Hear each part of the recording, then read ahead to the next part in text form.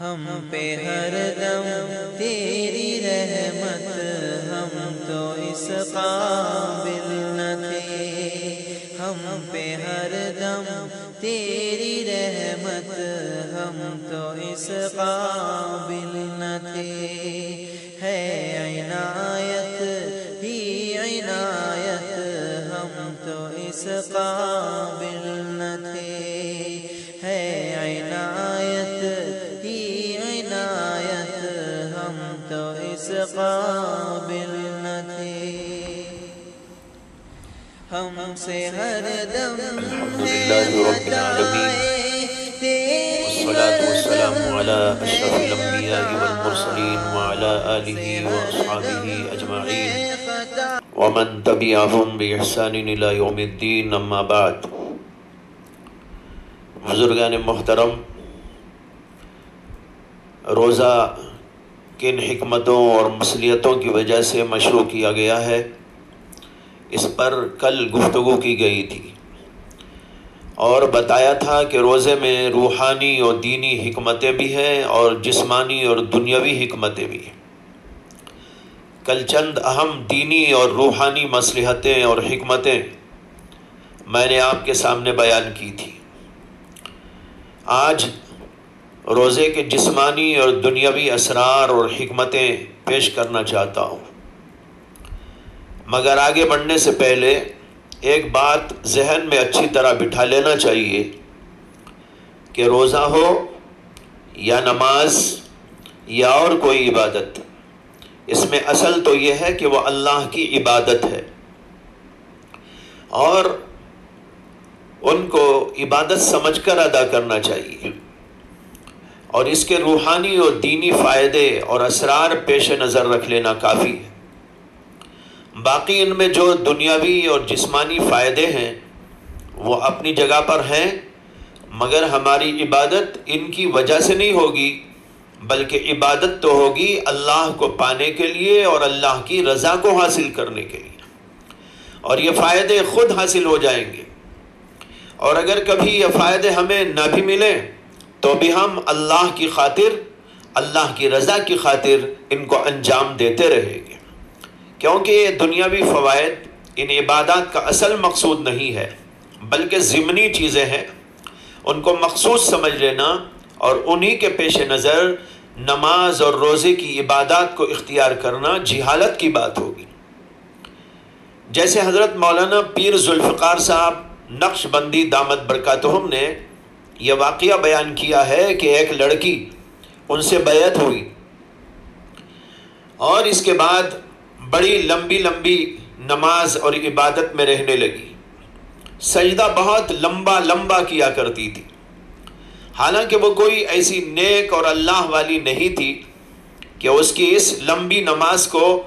نیکی اور تقوی کا اثر سمجھا جائے۔ اس لیے جب اس سے پوچھا گیا کہ اتنا لمبا سجدہ کیوں کرتی ہے، تو اس نے اس کا بڑا عجیب و غریب جواب دیا۔ اس نے کہا کہ میں اس لیے لمبا سجدہ کرتی ہوں کہ میں نے سنا تھا کہ جو لمبا سجدہ کرتا ہے تو اس کا چہرہ خوبصورت ہو جاتا ہے۔ لا حول ولا قوت الا باللہ۔ دیکھو اس کے ذہن میں لمبا سجدہ ایک دنیاوی چیز کے لیے ہو رہا ہے، حالانکہ ہونا تو تھا اللہ کے خوش کرنے کے لیے، نہ کہ خوب روئی کے لیے۔ اس لیے میں نے اس بات پر تنبیہ کر دی کہ محض دنیاوی فوائد کے لیے،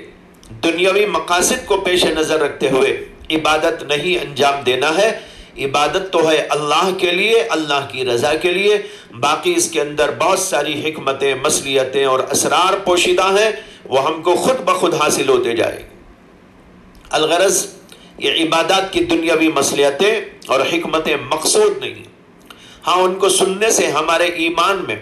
اور تر و تازگی آ سکتی ہے، اس لیے علماء نے ان کو بیان فرمایا ہے۔ یہاں پر روزے کی چند ظاہری اور جسمانی حکمتیں، مصلحتیں آپ کے سامنے رکھتا ہوں۔ روزے کا ایک جسمانی فائدہ یہ ہے کہ اس سے صحت اور تندرستی برقرار رہتی ہے۔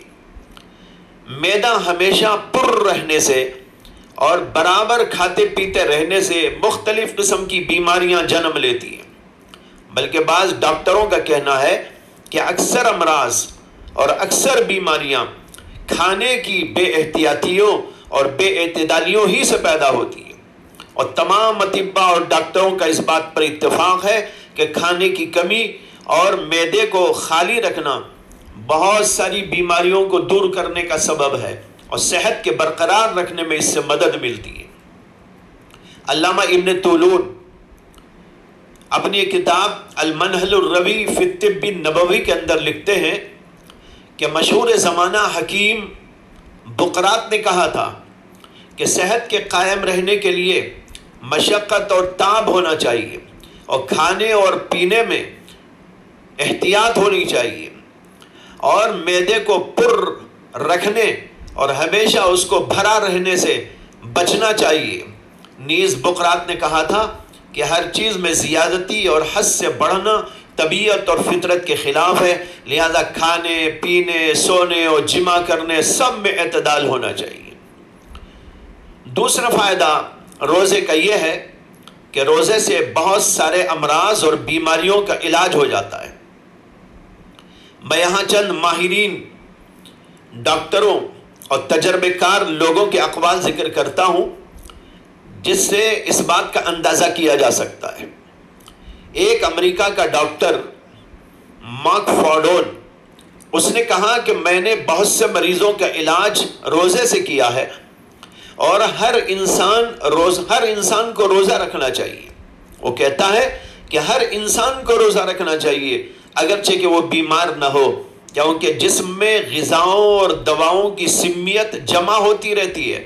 یعنی غذاؤں اور دواؤں کے نقصان دہ اثرات جمع ہوتے رہتے ہیں، جس کی وجہ سے انسان بیمار جیسا ہو جاتا ہے، اور یہ سمیت اور زہر اس کو ثقیل اور بوجھل بنا دیتا ہے اور اس کی پھرتی اور چستی میں کمی کر دیتا ہے۔ لہذا جب وہ روزہ رکھتا ہے تو اس کا وزن کم ہوتا ہے اور سمیت جسم سے نکل جاتی ہے، اور انسان کا جسم اس سے پوری طرح صاف ہو جاتا ہے۔ یہی ڈاکٹر مزید کہتا ہے کہ جن امراض اور بیماریوں میں روزہ زیادہ اثر انداز ہوتا ہے وہ معدے کی بیماریاں ہیں۔ معدے کی بیماریوں کے لیے روزہ ایک جادوئی عصا کی طرح ہے، تو وہ کہتا ہے کہ روزہ ان بیماریوں میں بھی بہت جلد اور مکمل شفا عطا کرتا ہے جن کو عام طور پر ڈاکٹر لوگ اپنے ہاں لا علاج بتا دیا کرتے ہیں۔ اسی طریقے پر ایک عربی اخبار الشعب میں کئی سال پہلے یہ بات شائع ہوئی کہ ایک اطالوی انجینئر مائیکل اینجلو، جس کی عمر 60 سال سے متجاوز ہو چکی تھی مگر بڑا صحت مند تھا، اس سے کسی نے پوچھا کہ تمہاری صحت کا راز کیا ہے؟ تو اس نے کہا کہ 60 سال ہو جانے کے باوجود میری صحت کا راز یہ ہے کہ میں سال بھر میں 1 ماہ کا روزہ رکھتا ہوں اور ہر ماہ میں بھی 1 ہفتہ روزہ رکھتا ہوں۔ اور سنیے،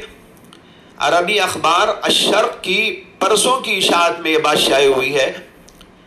کہ ڈاکٹر باٹولو، جو ایک امریکی ڈاکٹر ہے، اس کا کہنا ہے کہ اس میں کوئی شک نہیں کہ روزہ میکروب کو ختم کرنے کا بڑا مؤثر وسیلہ اور ذریعہ ہے۔ اور ڈاکٹر بونار کہتا ہے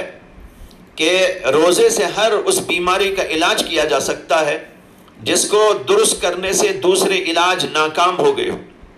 اور اسی ڈاکٹر نے اپنا تجربہ بتایا ہے کہ اس نے شوگر اور نقرس کا علاج روزے سے کیا ہے، اور بہت سے ڈاکٹروں نے روزے سے جلدی امراض کا علاج کیا ہے، اور جلدی ایکزیما کا علاج بھی اس سے کیا جاتا ہے۔ اسی طرح ایک کولمبیا کے صحافی ٹام برنز، انہوں نے کہا کہ میں روزے کو اصل میں جسمانی سے زیادہ ایک روحانی تجربہ سمجھتا ہوں، تاہم میں نے جب اپنے جسم کے زائد وزن کو ختم کرنے کے لیے روزہ شروع کیا تو مجھے محسوس ہوا کہ روزہ تو ذہن کو روشن کرنے اور تیز کرنے کے لیے بہت نفع بخش ہے، اور اسی طرح وہ نئے افکار کو جنم دینے اور استنباط کرنے میں اور احساسات کی یکسوئی کے لیے بہت ہی معاون ہوتا ہے۔ یہ چند حوالے آپ کے سامنے میں نے عرض کیے جن سے بات معلوم ہوتی ہے، سمجھ میں آتی ہے کہ کھانے پینے کی کمی اور روزے کا رکھنا یہ بہت سارے جسمانی فوائد اور بہت ساری بیماریوں سے بچنے کے لیے بطور علاج کارگر ہے۔ تیسرا فائدہ روزے کا ایک یہ ہے کہ اس سے بدن کی سستی ختم ہوتی ہے اور چستی اور پھرتی پیدا ہوتی ہے۔ اسی لیے امام شافعی جو بہت بڑے فقیہ ہونے کے ساتھ ساتھ ایک بہت بڑے طبیب اور ڈاکٹر بھی تھے، وہ کہتے ہیں کہ میں 16 سال سے کبھی پیٹ بھر کر کھانا نہیں کھایا، کیونکہ اس سے بدن میں بھاری پن پیدا ہوتا ہے، سستی پیدا ہوتی ہے، ذہن کمزور ہوتا ہے اور نیند غالب ہوتی ہے۔ اور حضرت لقمان حکیم نے اپنے بیٹے کو وصیت کی تھی اور انہوں نے کہا یا بنیا اذا امتلأت المعدة نامت الفکرہ وخرست الحکمہ وقعدت الاعضاء عن العبادہ، بیٹا یاد رکھنا کہ جب معدہ پر ہو جاتا ہے، یعنی اچھی طرح آدمی کھا پی کر مست ہو جاتا ہے، تو اس کی فکر سو جاتی ہے اور حکمت گنگی ہو جاتی ہے اور اعضاء عبادت سے بیٹھے رہتے ہیں، یعنی عبادت کرنے کو جی نہیں چاہتا۔ الغرض کھانے پینے کا سلسلہ انسان کو غفلت اور سستی میں مبتلا کرتا اور بہت سے کاموں سے محروم کر دیتا ہے، اور روزہ اس کے بجائے انسان کے اندر چستی اور پھرتی اور بیداری پیدا کرتا ہے۔ ان تمام تفصیلات سے یہ بات معلوم ہوئی کہ روزہ ہمارے لیے روحانی و دینی لحاظ سے بھی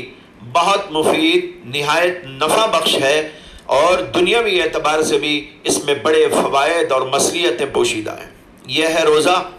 جس کی فضیلتیں بھی آپ نے سن لی اور اس کی حقیقت بھی آپ کو بتائی گئی، اور اس کے اندر رکھے ہوئے اسرار اور حکم اور فوائد و برکات بھی پیش کیے گئے، مگر بہت سے لوگ ایسے ہیں کہ اس اہم ترین عبادت کو بھی چھوڑ دیتے ہیں،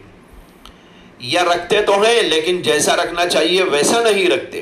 اور اس کے آداب اور حقوق کا خیال نہیں کرتے۔ محترم حضرات، غور کیجئے کہ روزہ ہمارے لیے کس قدر عظیم اللہ کا تحفہ ہے کہ اس سے ایک جانب ہمیں